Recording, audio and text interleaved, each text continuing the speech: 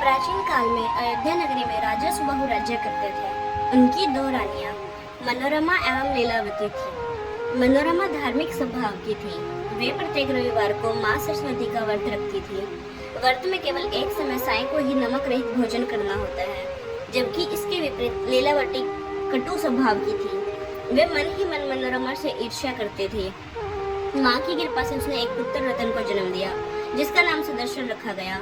कुछ समय पश्चात उसकी दूसरी रानी लीलावती ने भी एक पुत्र को जन्म दिया, जिसका नाम शत्रुजीत रखा गया।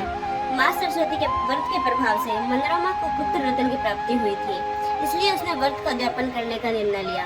उसने लीलावती को भी आमंत्रण भेजा। इस उद्यापन में नमक खाना वर्जित है, परंतु लीलावती के मन में मनोरमा के लिए ईर्ष्या थी, इसलिए उसने खाने में नमक मिला दिया। इस बात से मनोरमा बिल्कुल अनजान थी। एक दिन राजा सुबाहु आखेट के लिए वन में गए। अचानक एक शेर ने राजा पर आक्रमण कर दिया। राजा कुछ देर तक घायल अवस्था में रहने के पश्चात मृत्यु को प्राप्त हो गए। सैनिकों ने राजा की मृत्यु का समाचार महल में आकर रानियों को दिया। मंत्रियों व प्रजनों ने राजा का अंतिम क्रियाक्रम वन में जाकर कर दिया। राजा की मृत्यु का समाचार सुन रानी लीलावती व रानी मनोरमा के पिता अपनी अपनी सेना समेत आ पहुंचे। मंत्री व प्रजा रानी मनोरमा के पुत्र सुदर्शन को राजा बनाना चाहते थे, परंतु रानी लीलावती के पिता शक्तिशाली थे। वे अपने नाती शत्रुजीत को राजा बनाना चाहते थे। लीलावती के पिता ने रानी मनोरमा के पिताजी को युद्ध में मार गिराया। अपने पिता की मृत्यु का समाचार सुन रानी मनोरमा घबरा गई। अपने पुत्र और एक दासी समेत महल छोड़कर चली गई। घूमते घूमते रानी गंगा पार भारद्वाज ऋषि के आश्रम में पहुंची। ऋषि ने मनोरमा को देखते ही पहचान लिया और कहा, रानी तुम माँ सरस्वती की भक्त हो, तुम यहाँ आराम से रहकर अपने पुत्र का लालन पालन करो। उन्होंने रानी को बताया कि जो काम तुमने किया ही नहीं, तुम्हें उनका दंड मिल रहा है। रानी लीलावती ने तुम्हारे उद्यापन विधि के दौरान खाने में नमक मिला दिया था, उसी का फल तुम्हें भुगतना पड़ रहा है। रानी लीलावती के पिता ने शत्रुजीत को राज सिंहासन सौंप दिया। सैनिकों को आज्ञा दी कि रानी मनोरमा और उसके पुत्र सुदर्शन को खोज कर लाओ। कुछ समय पश्चात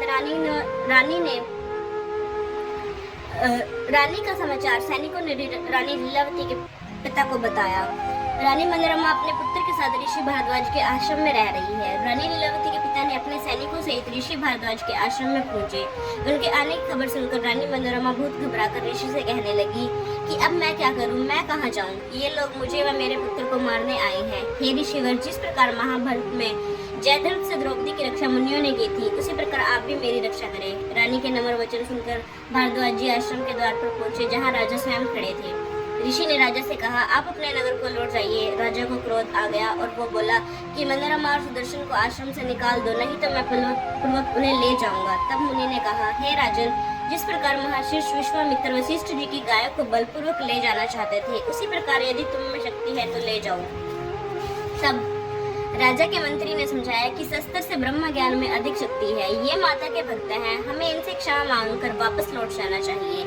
आश्रम में रानी मनोरमा माँ सरस्वती की भक्ति में लीन होकर अपने पुत्र का लालन पालन करने लगी। सुदर्शन जब अल्प आयु था, तब से ही उसने कलिंग के उच्चारण को अपना बीज मंत्र मान लिया था। सुदर्शन भी अपनी माँ की तरह संस्कारी और मृदभाषी बना। अपनी माँ को सरस्वती माता की भक्ति करते देख उस पर ऐसा प्रभाव हुआ कि वो भी माँ सरस्वती का एक अनन्य उपासक बन गया। उसे माँ सरस्वती की कृपा से छोटी आयु में ही संपूर्ण ज्ञान प्राप्त हो गया। एक रात माँ सरस्वती ने सुदर्शन को स्वप्न में दर्शन दिए। श्वेत वस्त्र आभूषणों से सुसज्जित अद्भुत शक्ति से युक्त रूप स्त्री को देखकर सुदर्शन ने पूछा, आप कौन हैं?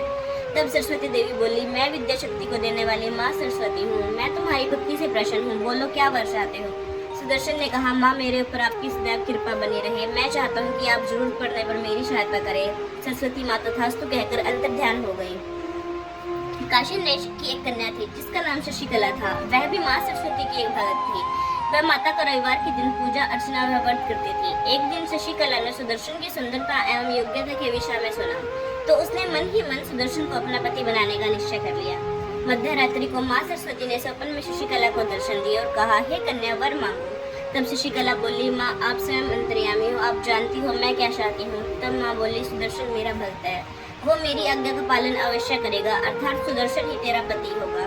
शशिकला ने अपने इस स्वप्न को अपनी माँ को न बताकर अपनी एक सखी को बताया। एक दिन शशिकला बाग में घूमने के लिए गई। बाग में फूल चुनते समय एक ब्राह्मण को आते हुए देखकर उसने पूछा कि आप कहाँ से आ रहे हैं? ब्राह्मण ने कहा, मैं भारद्वाज ऋषि के आश्रम से आ रहा हूँ। शशिकला ने पूछा कि उस आश्रम में सबसे प्रशंसनीय चीज कौन सी है?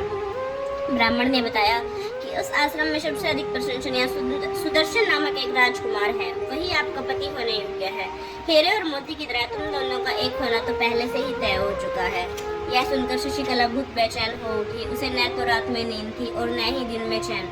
घर की लाज व पिता की इज्जत उसे भयभीत कर रही थी। राजकुमार सुदर्शन के पास धन दौलत कुछ भी नहीं था, सिर्फ माँ सरस्वती की कृपा से उसे सिद्धि प्राप्त हो चुकी थी। एक रात माँ सरस्वती ने स्वप्न में सुदर्शन से कहा कि तुम चिंता मत करो, तुम्हारे सभी अधूरे कार्य पूर्ण होंगे। दूसरे ही दिन एक निषाद ने राजकुमार सुदर्शन को एक उत्तम रथ भेंट किया। तब ऋषियों ने कहा कि माँ सरस्वती की कृपा से तुम शीघ्र ही एक स्वतंत्र राजा बन जाओगे, तथा रानी मनोरमा से कहा, हे रानी, अब तुम्हारा बेटा भूमंडल का राजा बनेगा। यह सुनकर मनोरमा ने कहा कि आपका कथन सत्य हो, मेरा पुत्र सदैव आपकी रक्षा में रहेगा। इधर शशिकला के पिता को उसके विवाह की चिंता हुई तो उसने उसका स्वयंवर आयोजन किया। शशिकला ने अपनी सखी द्वारा अपनी माँ तक अपने दिल की बात पहुंचाई। माँ ने सारी बात शशिकला के पिता को बताई। शशिकला के बारे में सुनकर उसके पिताजी को बहुत क्रोध आया। उन्होंने कहा कि मैं एक राज्य निर्वासित निर्धन से अपनी पुत्री का विवाह कदापि नहीं करूंगा। शशिकला की माँ ने उसे बहुत समझाया, परंतु शशिकला अपने निश्चय से टस से मस नहीं हुई। शशिकला ने अपने किसी विश्वास पात्र के हाथों सुदर्शन को स्वयंवर में आने का न्योता भिजवाया। सुदर्शन ने स्वयंवर में जाने का निश्चय किया। मनोरमा ने सुदर्शन को स्वयंवर में जाने से बहुत रोका, परंतु वह नहीं माना। तब रानी मनोरमा स्वयंवर की निश्चित तय की गई जगह पर सुदर्शन को लेकर पहुंची। उधर लीलावती के पिता श्री शत्रुजीत को भी लेकर स्वयंवर में आए हुए थे। शत्रुजीत के नाना को जब पता चला कि सुदर्शन भी स्वयंवर के लिए आया हुआ है तो उनको बहुत क्रोध आया। वे बोले, मैं अभी सुदर्शन को खत्म कर दूंगा। परंतु केरल के राजा ने उन्हें समझाया कि हम स्वयंवर में आए हैं, अतः यहाँ युद्ध करना उचित नहीं है। आपने इन्हें धोखा देकर राज्य से निकाल दिया था। रघुवंश में पैदा हुए राजकुमार कौशल नरेश के ही पुत्र हैं। हे राजन, अंत में विजय धर्म की होती है, अधर्म की नहीं। सत्य का परचम हमेशा ऊंचा रहता है, अतः आप अपनी बुद्धि का त्याग करें। सभी राजाओं के आने के बाद काशी नरेश ने शशिकला को वर चुनने के लिए सभा में बुलाया, परंतु शशिकला ने आने से इनकार कर दिया। तब राजा स्वयं शशिकला के पास गए। शशिकला ने विनम्र भाव से अपने पिता से कहा कि मैंने पहले ही सुदर्शन को अपना पति मान लिया है, अतः पतिव्रता स्त्री के समान मैं किसी दूसरे पुरुष के सामने नहीं जाऊंगी। राजा ने अपनी पुत्री का निश्चय जब सभा में सुनाया तो सभा में हलचल मच गई। लीलावती के पिता ने क्रोधित होकर शशिकला के पिता से कहा, यदि आप अपनी पुत्री को स्वयंवर में नहीं बुलाओगे तो मैं जबरदस्ती आपकी कन्या को हरण कर लूंगा। घबराए हुए राजा ने पुनः शशिकला के पास जाकर उसे समझाया तो शशिकला ने कहा कि आप मेरा विवाह सुदर्शन से कराकर मुझे नगर से निकल जाने का आदेश दे दीजिए। तब शशिकला के पिता ने कहा कि जिस प्रकार राजा जनक ने श्री राम के आगे भोले शंकर का धनुष तोड़ने की शर्त रखकर सीता जी का स्वयंवर किया था, उसी प्रकार तुम्हारा स्वयंवर कर दिया जाए तो। परंतु शशिकला टस से मस नहीं हुई। मैंने सुदर्शन को ही अपना पति चुन लिया, अतः यह संभव नहीं है। राजा अब क्या करे? इस पर शशिकला ने कहा कि आप स्वयंवर को कल के लिए स्थगित करने की घोषणा कर दें तथा रात्रि में ही सुदर्शन और मेहरा विवाह संपन्न करा दे। माँ सरस्वती हमारी रक्षा जरूर करेगी, हमें उन पर पूरा विश्वास है। राजा को अपनी पुत्री का मत उचित लगा तो राजा ने स्वयंवर कल के लिए स्थगित कर दिया। रात्रि में ही काशी नरेश ने विधि विधान से सुदर्शन और शशिकला का विवाह करा दिया तथा उचित दहेज भी दिया तथा रानी मनोरमा से आग्रह किया कि सुदर्शन मेरा राज्य भार संभाल ले। मनोरमा ने कहा, महाराज आपका कल्याण हो, आप निर्भय होकर अपने पुत्रों सहित अपना राज्य भार संभाले। मेरा पुत्र अयोध्या का ही राजकुमार बनेगा। सुबह होने पर जब स्वयंवर में आए राजाओं को पता चला कि शशिकला का विवाह सुदर्शन से हो गया है तो कुछ राजाओं ने वहां पर हंगामा मचा दिया। राजा ने सभी को भोजन के लिए आमंत्रण किया तो कुछ राजाओं ने कहा कि जो तुम्हें करना था वो तुम कर चुके, अब हमें जो करना है वो हम करेंगे।